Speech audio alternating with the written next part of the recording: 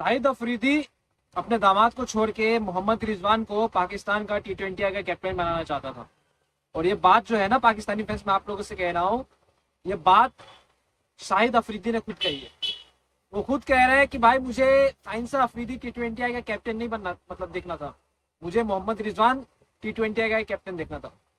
और ये देखो, मैं दोगलापंती की बात कर रहा हूँ कि भाई पब्लिकली कुछ और है, पीठ पीछे कुछ और है। ये वही शाहिद अफरीदी आपके जो बाबर आजम से कैप्टनसी छीनने की मांग उठा रहा था। पीसीबी के बड़े बड़े जो अधिकारी है, जैसे उस टाइम पे नजम सेठी थे, उस टाइम पे उसके बड़े बड़े अधिकारियों के साथ में वो बैठता उठता था, जहां पे वो बाबर आजम की पीठ पीछे इतनी बड़ी साजिश रची थी कि बाद में बाबर आजम को कैप्टनसी से हटा दिया गया। और अभी मोहम्मद रिजवान को T20 मतलब मोहम्मद रिजवान को नहीं, मतलब साइंस अफरीदी को T20 का कैप्टन जो है घोषित कर दिया गया। टेस्ट में आपने ऑलरेडी देख ही लिया कौन कप्तान था, शान मशहूर। तो आप कह सकते हो यार, मतलब बहुत ज्यादा प्लानिंग जो है वो शाहिद अफरीदी करते हैं। और अभी देखो, मतलब ये सारी बातों को भटकाने के लिए, सारी बातों को हटाने के लिए जो शाहिद अफरीदी है अब ये कह रहा है कि उसे मोहम्मद रिजवान को कैप्टन बनाना था। मतलब ये इसलिए कह रहा हूँ क्योंकि वो अपने दामाद के ऊपर में जो लगा, जो वो कालिक है ना, वो पोतना चाहता है। क्योंकि उसके दामाद के चक्कर में बाबर आजम की कैप्टनसी की, और बाबर आजम के जो फैन फॉलोइंग है उसको लेके मतलब ये लोग थोड़े डरे हुए कि बाबर आजम की फैन फॉलोइंग में जो है इतनी ज्यादा है कि भाई ये लोग जो है ना साइंस अफरीदी को जीने नहीं देंगे, मतलब ट्रोल कर करके इनको उखाड़ देंगे। इसीलिए जो अब ये चीज है साइंस अफरीदी के पास है, वो दूसरों को देना चाह रहे हैं। मतलब मोहम्मद रिजवान के नाम पे बिल फाड़ना चाह रहे हैं, साइंस अफरीदी के नाम पे नहीं। इसीलिए अभी पब्लिकली ये जो शाहिद अफरीदी है वो कह रहा है कि भैया मैं तो चाहता था मोहम्मद रिजवान कैप्टन बने क्योंकि लड़का बेस्ट है। मतलब तारीफ अगर आप सुनोगे ना, इतनी ज्यादा तारीफ मतलब मोहम्मद रिजवान की गई है, मतलब पूछो मत।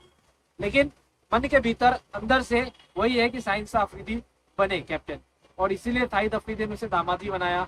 और अगर आपको याद होगा तो वर्ल्ड कप के पहले मतलब बाबर आजम, शाहिद अफरीदी, साइंस अफरीदी सब इकट्ठा हुए थे, मिल चुन के बात किए। उसके बाद फिर यहाँ पे नजम सेठी से बातचीत हुई, जिसके बाद फिर वर्ल्ड कप स्टार्ट हुआ। वर्ल्ड कप के बाद फिर बाबर आजम को कैप्टनसी से हटा दिया गया। और उस बीच में वर्ल्ड कप के दौरान भी बहुत सारी बातें हुई थी बाबर आजम की कैप्टनसी को लेकर। तो सिंपल सी बात यहाँ पे ये है कि ये पूरी प्लानिंग के साथ में बाबर आजम की कैप्टनसी को शाहिद अफरीदी ने हटवाया था। और ये बात आप लोग एक्सेप्ट करनी पड़ेगी जितने पाकिस्तानी फैंस हैं।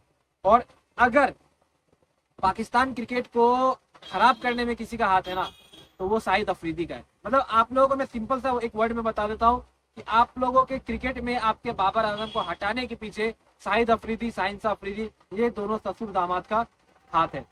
ये दोनों ससुर दामाद का हाथ है, ठीक है। तो आप लोग समझ जाओ, बीच में आके ये लोग कुछ भी भाषण दे, कुछ भी सोशल मीडिया पे पोस्ट कर दे कि तू मेरी जान है, ये है वो है, कुछ मत सुनना। ये भाई मतलब उल्लू बना रहे सबको। जिस तरह विराट कोहली को कैप्टनसी से हटाया गया था ना इंडिया में, उसी तरह बाबर आजम को हटाया गया। और ये साल बाबर आजम के लिए खराब थी, तो आप सबको ही पता है। देखो यहाँ पे मैं चीजें इसलिए आपको कह रहा हूँ क्योंकि आपको समझ आए कि कौन आपके अपने हैं, कौन आपके नहीं।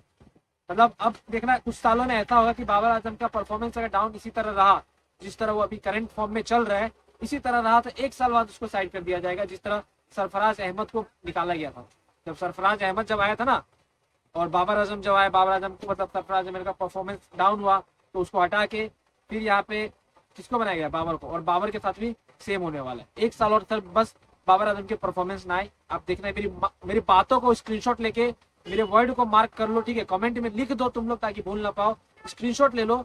लेकिन ये बात जो मैं कह रहा हूँ, अगर एक साल और बाबर आजम की परफॉर्मेंस नहीं आई तो बाबर आजम को T20 से निकाल दिया जाएगा। ओडीआई से भी हो सकता है निकाल ही दिया जाए, उसके जगह पे किसी और प्लेयर को रिप्लेस कर दिया जाएगा। और ये बात आपको एक्सेप्ट करनी पड़ेगी। और वो दिन बहुत बुरा होगा जब ये बाबर आजम को टीम से निकाला जाएगा। तो जितनी भी प्लानिंग हो रही है ये सब शाहिद अफरीदी ही कर रहे हैं, प्लानिंग के पीछे शाहिद अफरीदी ही है। ये आप बात एक्सेप्ट कर लो। जितने पाकिस्तानी फैंस हो, आप लोग इसके बारे में क्या सोचते हो कमेंट में जरूर बताना, और वीडियो को शेयर कर देना सब।